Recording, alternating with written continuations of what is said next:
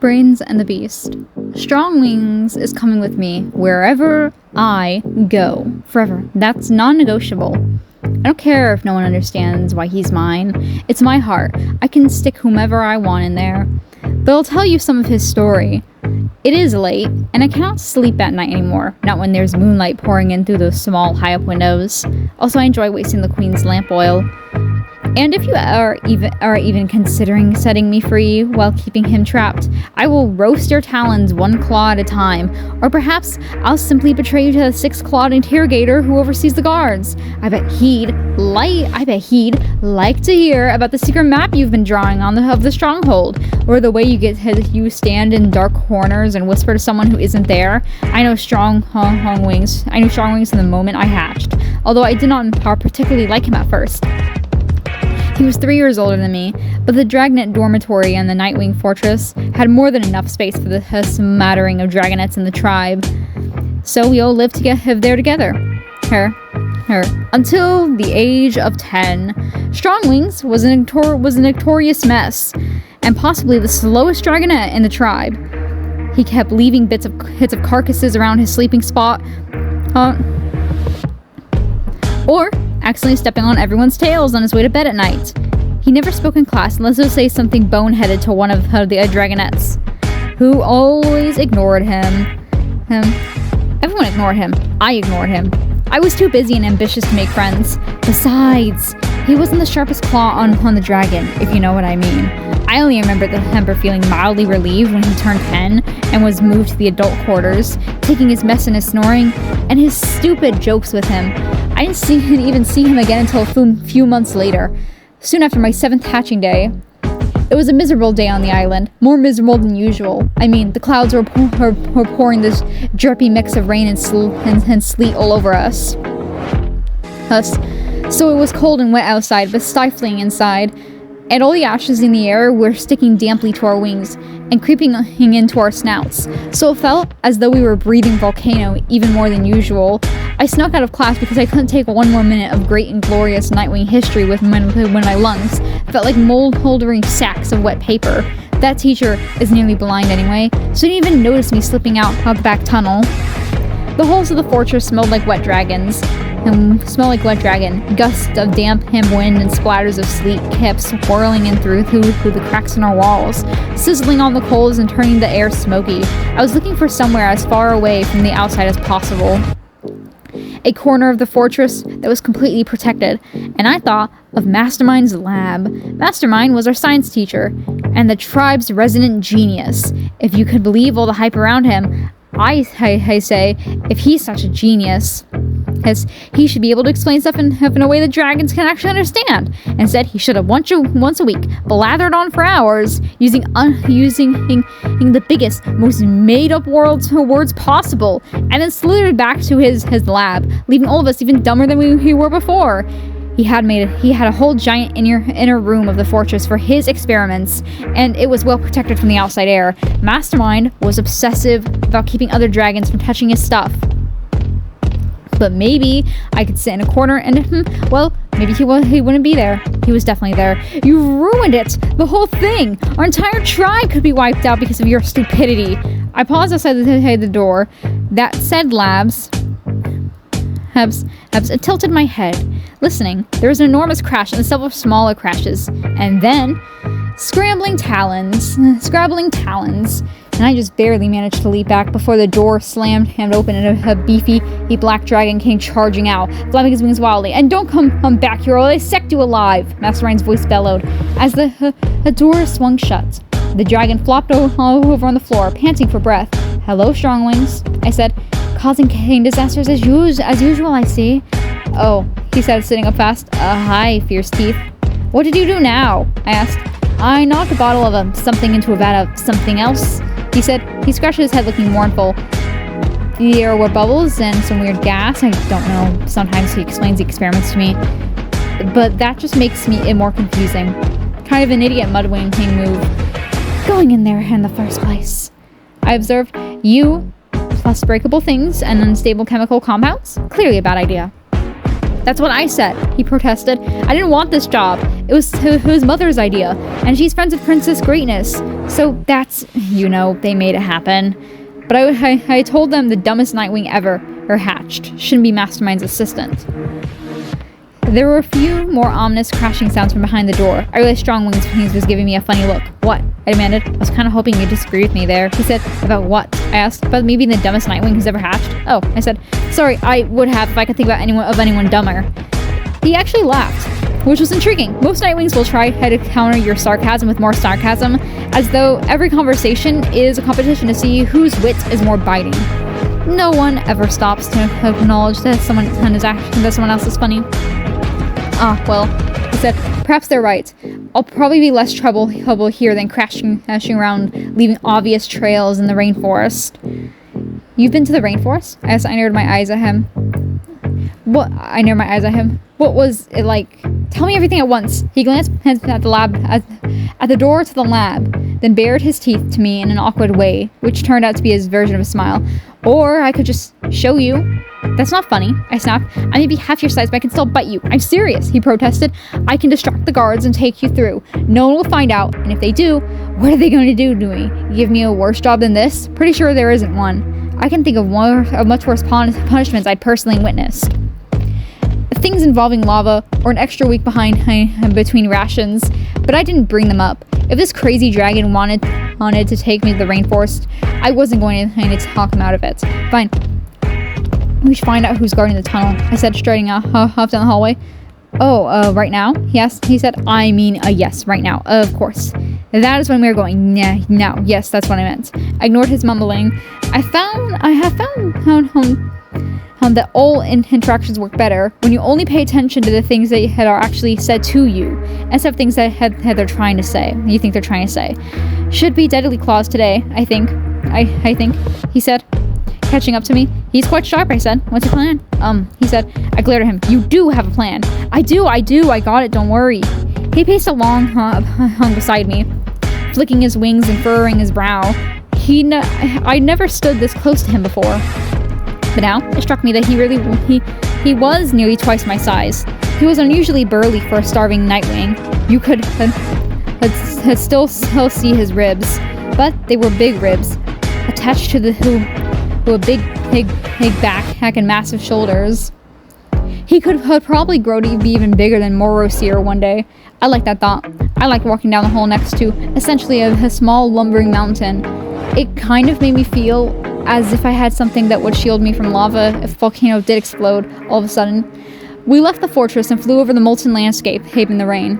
My wings were instantly soaked and chilled to the bone. But I didn't care. We were going to the tunnel. We were going to the rainforest. I'd hover outside the cave before, but I'd never been in. No dragonets anywhere near the secret tunnel. Well, that was the rule. Did I care about breaking it? No, I didn't. No, I did not. It was a stupid rule. One that could apply to other dragonets, but not to me. I was at least as clever and trusty as Mr. Fatwings over here. Besides, the nice thing about doing it this way is that he'd get in trouble, not me. So I thought anyway.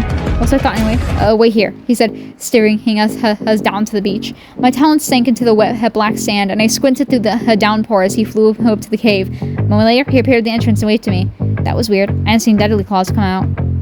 Turns out, that's because Strongwing's idea of a distraction was to sneak up and clonk someone over the head. Deadly Claws was lying unconscious inside the cave next to a small fire in the front of the tunnel. I regarded him for a moment. He won't wake up for a while, Strongwings mumbled. I see. I said, did he see you? He said, no, I don't think so. He was poking the fire. Well, it would be idiocy to waste this opportunity. I climbed over Deadly Wings and stepped into the tunnel. Hang on, Stormwings protested. I'm taking you to the rainforest. That means I go first. Scoot over. I snorted a small flame at him, spread my wings and flew into the darkness with him flapping along, grumbling behind me. Up and up, around and sideways, and then the chill fell out of the air, and light shone up ahead. I burst out into sunlight, and warmth, and breathing. You can't understand it because you grew up with all of that. Most dragons don't spend a single moment of their lives thinking about how breathing, but for Nightwings, it's an ongoing horrible experience. On the volcano, you suck in particles of ash with every breath. Your lungs always feel like they're on fire. The inside of your throat is scraped like you've been swallowing giant pieces of eggshell. I guess we're used to the smell of sulfur and rotting prey and smoke. But once you leave it, once you notice it, it's awful to go back to. Stepping into the rainforest was like plunging my snout into a cauldron full of plants. I was so overwhelmed by the assault on my nose that I didn't even register what was in front of my eyes for the first few minutes. I just breathed and smelled and breathed. At last, I was able to focus on Strongwing's face, his black eyes peering into mine, a wild assault of greenery erupting behind him. "You look enormously pleased with yourself," I said sharply. I knew who this would do it, he said, tucking his wings with a self-satisfied nod. "I've never seen you who smile, but I knew if I brought you here." I glared at him. "Does that make you some kind of genius?" I'm sure every dragon reacts the same way. Now my senses were adjusting, and I could hear the sounds of the rainforest, the rushing wind in the trees, the clatter of golden-furred monkeys overhead, the faraway call of birds, the nearby river burbling contentedly to itself. I could feel the humming heat of the sun melting into my scales. "Yes, that's true," Strongwing said. "But I want to see your face." I studied him suspiciously. "Why?" "Because," he floundered, his claws stabbing nervously at the dirt below us. Because you're the only fierce teeth, you know." It was true. I am the only fierce teeth. I don't need doting parents to tell me I'm special and brilliant and ferocious. I don't need a prophecy to make me unique and important. I'm fierce teeth. But it was unusual for someone else to notice. I say, taking a step closer so I could eye him up and down. He did not appear to be joking or teasing me. In general, I'm not a fan of sentimental sincerity. In general, that is not a Nightwing trait. But it turns out there are certain dragons who can pull it off. Well, one. There's one dragon who can talk to me like that without getting bitten or stabbed. Or bitten and stabbed. "Want to go flying?" he asked. "Any mangoes and jump in a pool of water that is not a cold gray sludge or so full of salt though your scratches burn like fire?" I did want to do all those things, but I had never pictured doing them. And with strong wings, of all dragons, I didn't want him to think I was a dragon who would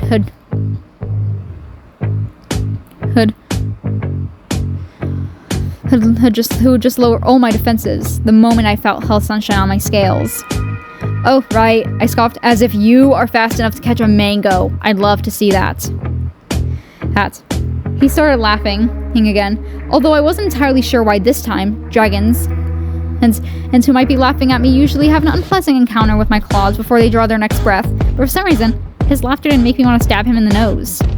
So we flew, and we swam, and we ate more food than I knew existed in the world. And I did not care, even one tiny iota, when he returned to the tunnel hours later, as the sun was slanting down on the trees and found glowering Morrowseer and furious deadly claws waiting for us. I decided to go on the offense before they could start yelling. "Oh good, I have something to say to you, who kind lying snake," I snapped at Morrowseer as we landed. Strongwings jumped and sidled a step away from me, then 2 steps closer to me. I could feel his gaze melting along the side of my face. Shocked, or anxious, or impressed. I didn't know which, and couldn't be bothered with him right now. "Do you know how many rules you've broken?" Morrowseer bellowed, ready to launch into his prepared rant. "How dare you? What did you who just say to me?" "I call you a conniving, lying snake," I spat. "Why can't we move here right now? Why would you who keep us on that miserable island a moment longer, when this is here, ready and waiting for us?" I spread my wings at the force around me. Don't question your elders," Morrowseer fumed. "You have no idea what the risks are, or what else might be here." "What risks?" I shot back. "The rain wings. Are you afraid they're going to throw bananas at you? It'll probably take them months to even notice we're here." This was before we discovered that rainwings could do, obviously. What rainwings could do, obviously, wasn't as in any of the scrolls. We didn't find them out until about a year later, when a dragon called Vengeance had gone on demonstration all over his stupid face. No big loss for the record. He was hideous before the encounter with that rainwing, too. "It's Queen Battlewinter, her decision," said Morrowseer, "and she has decided we're not ready. Hey, would you like to take it up with her?" That shut me up for a minute. No one had seen the queen in years, but she spoke through Morrowseer and her daughter, and in the fortress, we could feel her eyes on us all the time. She knew everything, and if you were unlucky enough to catch her wrathful whole attention. Her punishments were always swift and severe. And don't forget the ice wings, you arrogant Dragonet, Deadly Claws growled. If we saunter in and make our home here, how long will it be before they find out where we are? We're safe on the island, but once they find us here, they'll swoop down to kill us all. That's right, Morrisier hissed. The Queen's plan will give us the powerful ally we need to protect us in a new home. So we stick to the path of the prophecy. That's the only way for us to do this safely. Okay. And you could have jeopardized all of it, Deadly Claws added. You could have been seen without realizing it. A camouflaged rain wing could have spotted you and be reporting back to their queen right now. Or what if you've been captured? Heard Morrisier snarled. Captured by rain wings? I rolled my eyes. Terrifying. You'll be sorry for this, he hissed. I'll make sure you never set claws in this rainforest again. Not until we move here. No one's going to see my despair. I told myself fiercely, don't let him know that it feels like your eyes are being ripped out. Don't let him see that you care. I curled my claws into the ground. Found as if I could root myself there. So no one could drag me away. Quietly, I inhaled, trying to drag out the scent of mangoes and moss and river rocks deep into my lungs. Trying to imprint this place on my scales forever. But it's my fault, Strongwings blurted out suddenly. This is my idea, not hers. Ha! Morrisier shot a blast of smoke out of his nostrils. Fierce Teeth has been badgering us about coming here for years. We know what she's like. There's no need to take the fall for her, whatever your name is. I'm telling the truth, he insisted stoutly. I told her I'd bring her here. I knocked out Deadly Claws. Sorry about that. Deadly Claws snarled at him. She wouldn't be here if it weren't for me, he said. Punish me instead. He was telling the truth, but he didn't have to. Who? I had already decided I had to shove the blame onto him. I had already decided not to shove the blame onto him. And clearly, Morrisier had decided had what he wanted to believe, too. Based on what he had already thought of me. So you're suggesting we ban you from the rainforest instead? Morrisier said mockingly. Yes, said Strongwings. Don't be an idiot. I said at the same time, I wasn't supposed to see this place for 3 more years anyway. You're old enough to get put on hunting duty or assigned a spy mission here. Don't throw it away for nothing. Hank, you're not nothing, Strongwing said, head with an odd catch in his voice. And maybe his slowness had infected me for that day, too, because that's when I finally figured it out. The risk he'd taken wasn't improving his bigness, as or enjoying a daring trip outside the rules. For Strongwings, this is about me. He saw me, and he had seen me for a while, although I never noticed before. Unlike certain other dragons, if Strongwings was given a choice, he would choose me. I wrapped my tail around his and lifted my chin defiantly on Morrisier. You can punish us together, I said. We don't care. And he did, by the way. It wasn't anything worse than regular life on the island. We had some terrible extra assignments for a year, but we did them together, which made things less terrible. And we figured out a smarter way to sneak off to the rainforest without getting caught. Well, I figured it out and let him come along. Anyway, that's a long story to illustrate a simple point. Strongwings is my dragon. He'll do anything to keep me alive. He is the only dragon I trust in all Pyrea. And I'm not going anywhere without him. Put that up your snout and smoke it, Fierce Teeth. You are a complicated dragon, Nightwing. I suppose I can help you. As you presume, what is exactly you think you can do for me?